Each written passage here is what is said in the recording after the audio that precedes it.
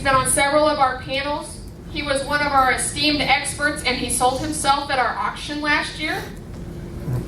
I don't remember what you brought, but what I was selling, or yeah, what did you sell for? Like $300 or something? I don't think I sold for that much. I don't remember.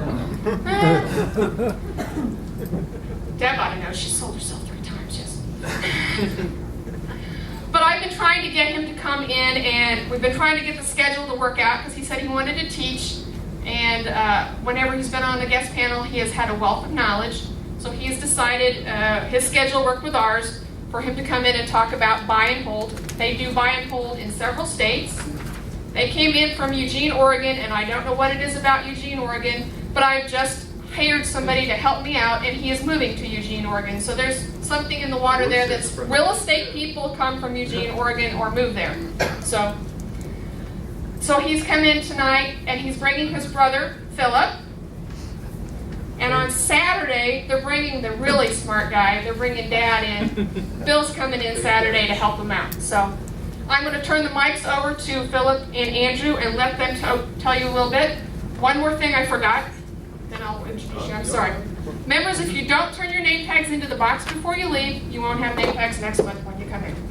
Okay, now let's all put our hands together and welcome Andrew and Philip.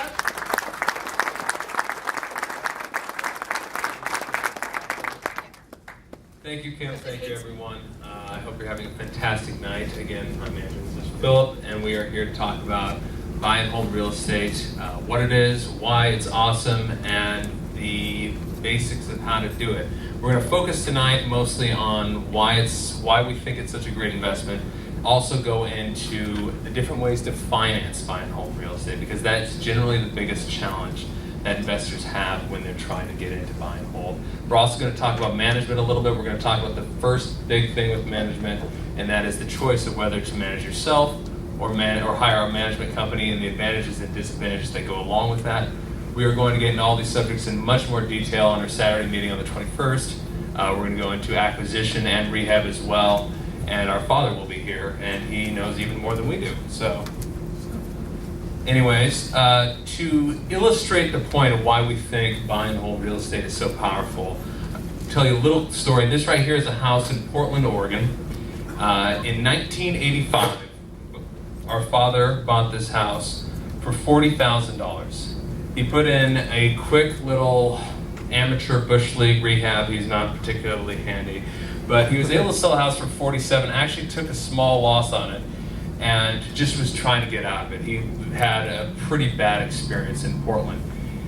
Anyone who knows the Portland market might know where the story is going. Anyways, he ran into the guy just randomly who he sold it to a couple of years ago, and he said he sold it in 2011, and he sold it for $950,000. So this is not a typical case. Of course, the coasts are much more expensive than, flyover country where we all live.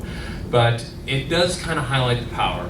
This one house, if you had bought this one house in 1985, you'd basically be a millionaire if you held on to it.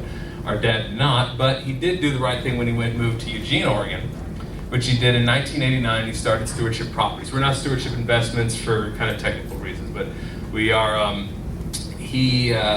then he focused on buy and hold around the University of Oregon. Are there any Ohio State fans in the audience right now? You can leave.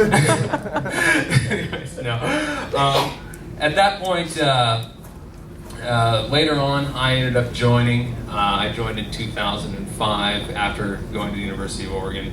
At that time, we got to fix and flip because the market had gotten so bid up that it was basically too expensive to continue to cash flow. We got pretty tired of that. The market changed, as you might, first it crashed and then it changed again. And we decided that we'd come back out to our roots. Our father's actually from Wichita, and so our mother's from Emporia. And so we came back out here where prices are much more reasonable, the rents are, and the prices are much closer to each other. Eugene is sort of like San Francisco light, we'll say. It's not nearly as bad, but it is much more expensive than here. And so in 2011, January 2011, actually during a snowstorm, I moved out here, and then my brother joined 9 months later. Today, Stewardship Properties owns 300 units in Oregon, mostly campus units around the University of Oregon. We own 185 units in the Kansas City metro area, including 116 houses.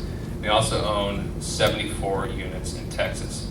Now, I'm going to let my brother get into the main reasons that buy and hold is so good. But first, I'd just like to take a quick poll. Who in the audience actually already does buy and hold real estate? Is there any landlords in the audience? Great. And who would say they're primarily a flipper? We don't have a lot of flippers tonight. Okay. What about wholesalers? Wholesalers and I guess other notes, other. Okay. Well, it looks like we have a lot of people who are already buy and hold. Hopefully, we can add something to that. I'll let my brother Phil get started here.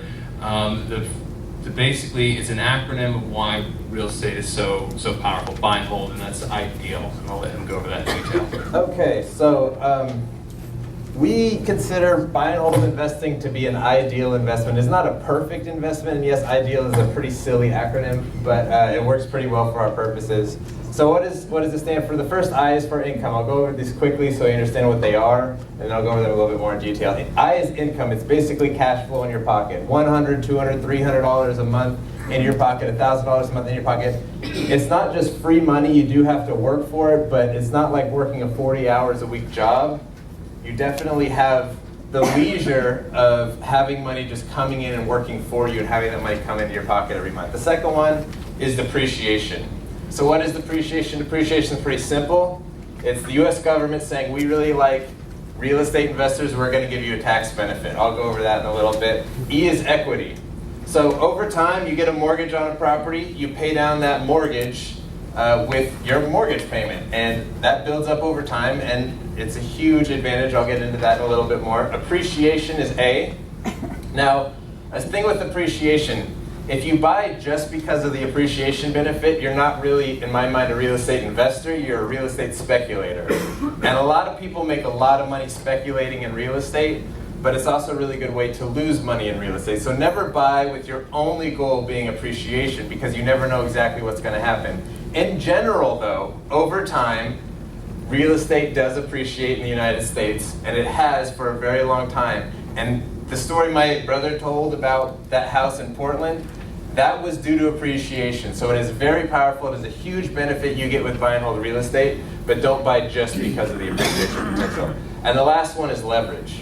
What is leverage? Leverage is basically being able to exert a large amount of force with not as much effort and be able to move much more. So I'll go over these in a little bit more detail. So income. Everybody loves income. Everybody has to work for income. Everybody needs income. And what is income? It's pretty simple. This is income.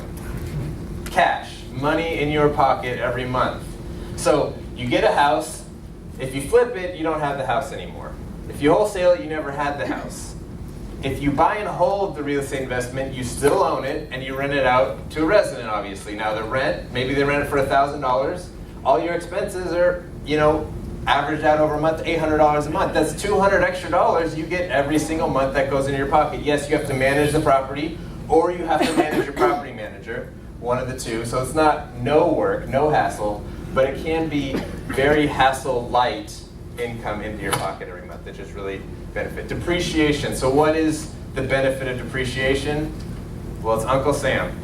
Uncle Sam said, I really like real estate investors. I want people to invest in real estate. So if you take your investment, you get to count some of that investment off of your taxes. How does it work? So if you have a house that's worth $100,000, every year you get to depreciate 1/27th and a half. I don't know why they picked this number. They decided to make it difficult for us. So 1 divided by 27 and a half of $100,000 is about $3,600. You basically get to pretend you never made that money that year. So if your income taxes are going to be off of $50,000 of money you made at your job, you really only have to pay $47,600 in income off of your income tax. So you get that benefit. Maybe it doesn't seem that big, but you get to do that for 27 and a half years. You don't have to pay that extra income tax. And taxes are going to be the biggest expense you're probably going to have in your lifetime. I've often heard you work from January till May for the government. Well, you don't have to work quite as long for the government with the depreciation. And if you own $1 million in real estate, you barely be paying any income tax at all. So it's just a huge benefit the government gives us. E is equity. So like I said, you pay down your principal balance with your mortgage. This is basically what happens with equity. So this is right here, a 25-year loan at $100,000. The red line is the amount owed on the property over time. What happens to that red line? It goes down. So what does that mean? It means your loan is going down. So if you own this property and it's cash flowing, you're getting the income in your pocket every month from the cash flow, $100, $200, whatever it is. You're not having to pay as much taxes because of depreciation, and over time you're building up equity, so your loan balance is going down. And a lot of people, what they do with buy and hold real estate is they just buy a couple of houses and this is their retirement. They pay down the equity, eventually they don't have a loan on it anymore. Their cash flow goes up because they don't have to pay their mortgage.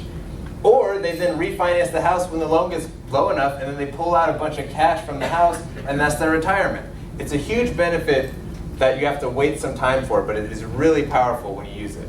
A is appreciation. Now, like I said, appreciation generally goes up, and I'll show that to you right here. This is appreciation in the United States since 1963. It's a pretty obvious trend here. It goes up. Now, you can see in 2007, yeah, it does go down a little bit, but generally the market goes up. It goes up and down, up and down, up and down, up and down too. So if you're buying at one point in time or in one marketplace, it's not always the same, and it's not necessarily going to go up over the next 2, 3, 4 years. But if you own real estate over 10 years, 20 years, 30 years, you can see that the value of it can go up very high. I believe the average appreciation across the country is about 4.5% per year in America. It's different per market. That's never a guarantee, but it's not far away from the stock market. And over time, that can become really powerful because it's already an investment that's making you cash flow into your pocket every month. You're already depreciating money off of your taxes. You already are paying down your principal balance and building up equity in the property. And on top of that, the asset you have is going up in value. But what makes appreciation really powerful is this last one, leverage. So what is leverage? Leverage is being able to lift a lot without as much energy. Or in financial terms, use less money and have more of an impact. Let's say you invested in the stock market. Let's say you put $25,000 into the stock market. And let's say that your stocks go up 5%. Okay, you made a decent return that year. Not great, but that's a decent return. No one's going to be super unhappy with 5%. You made about $1,200 in that case.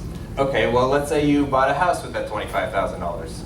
Well, the house went up 5%. Are you going to make the same $1,200? No, you're not, because you get a loan from a bank, and that $25,000, you got a loan at 70% loan to value, so the real estate that you actually own is $100,000, but you only have $25,000 of your own cash into it.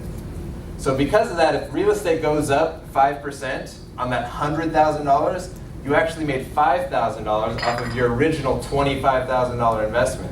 That's a 20% return.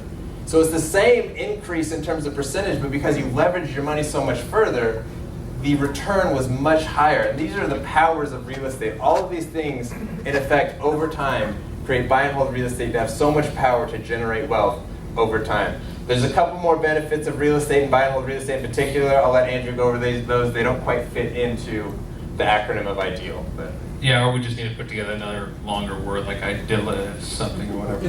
But the key thing, if you might have picked up or you might have thought to yourself, as Philip was mentioning about leverage, is that's a two-edged sword. Of course, if the market goes up 5%, you make 20% on your money, but if it goes down 5%, you lose 20% on your money. Fortunately, with real estate, it is very different than the stock market, the bond market, many other markets like that. The stock market is what's considered an efficient market. Basically, all the information is out there, or at least supposedly is out there. You can download the company's financial quarterly releases, do all the research there, and the idea is that with all these stock analysts and looking at it at the same time, the price will be about what it should be worth. It should be really close. I don't think that theory is completely true, but there's a lot of truth to it. Namely, it's very challenging to get a good deal in the stock market, especially if you're just playing it every once in a while, looking at it here and there, or if your name's not Warren Buffett.